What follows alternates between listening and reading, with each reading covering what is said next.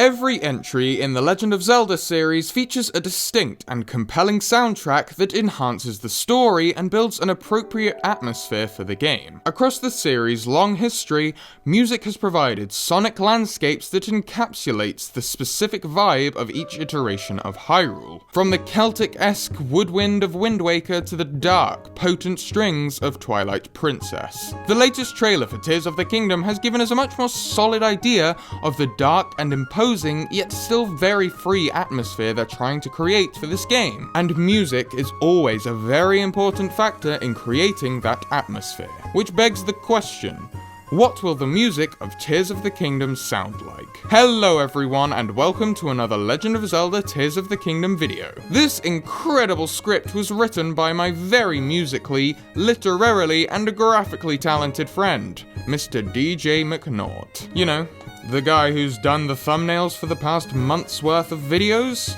Yeah, he's now written one too, and also recorded some of the lines for it. Hello everyone, my name is DJ McNaught.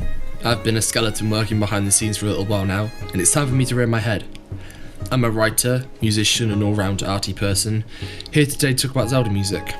If you find any of what I say interesting, I'm sure I'll pop up again in the future. So, if this is the sort of content you enjoy, please consider dropping a like below and subscribing so you don't miss any more of it from ourselves in the future. With all that out of the way, let's get into it.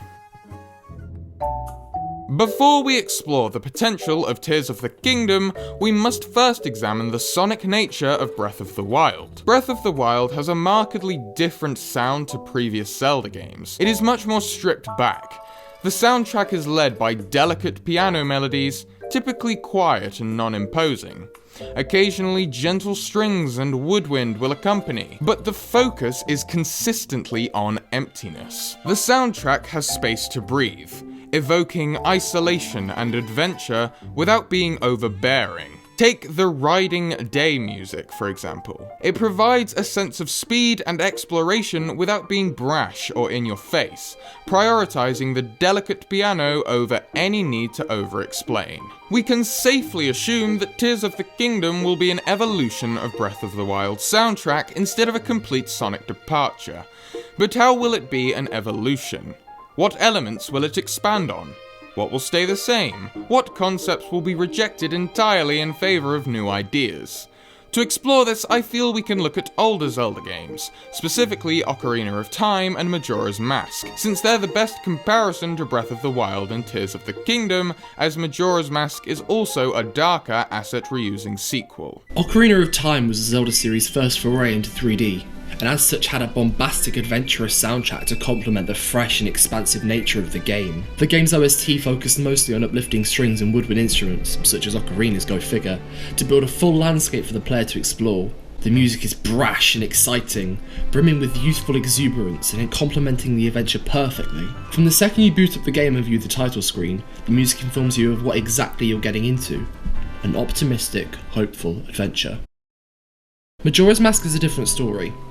The game, whilst a sequel to Ocarina of Time, is much darker, much sadder. The game explores themes of loss in greater detail than before, and the soundtrack helps to reflect it. Whilst it uses similar sounds and instruments to its predecessor, it uses them differently, and also features more musical experimentation. Take the Great Bay Coast for example. Immediately, you're hit with suspense, and the ominous strings paired with the steel pans evoke the feeling that something is wrong. The Song of Healing also gives these feelings, with the dark emptiness seeming mournful, deliberately juxtaposing the optimistic title. Most of the music also has a minor tonality as opposed to Ocarina's mostly major feel, which only furthers the solemn feeling of the game.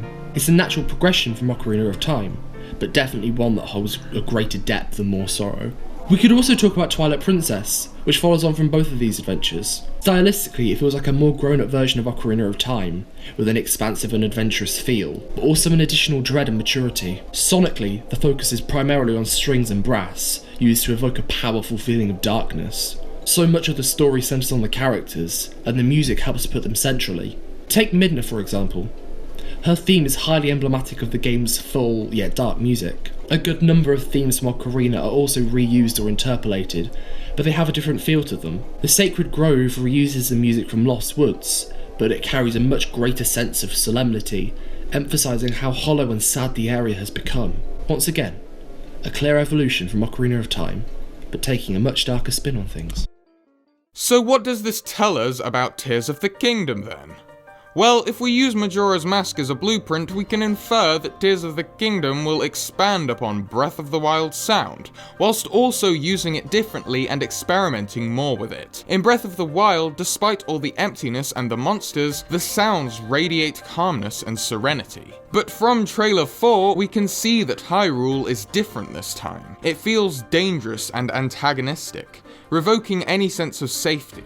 The trailer music overall does hint to a more full sound and a darker exploration of Breath of the Wild's auditory landscapes. The game could also maybe take a character-led approach like Twilight Princess, which, with the return of Ganondorf and the theorized death of Princess Zelda, would help to flesh out more of the personal aspects of the plot. The piano will most likely retain prominence, but the melodies may be darker and sadder to reflect the tone of the story. However, we could see the inclusion of more instruments in addition to this.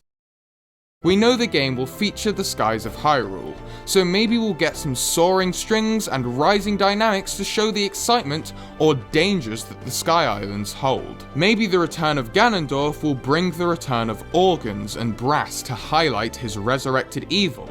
But whatever happens, we can safely assume that it is going to be brilliant. But what are your thoughts on what the music could be like in Tears of the Kingdom? Are you excited for it?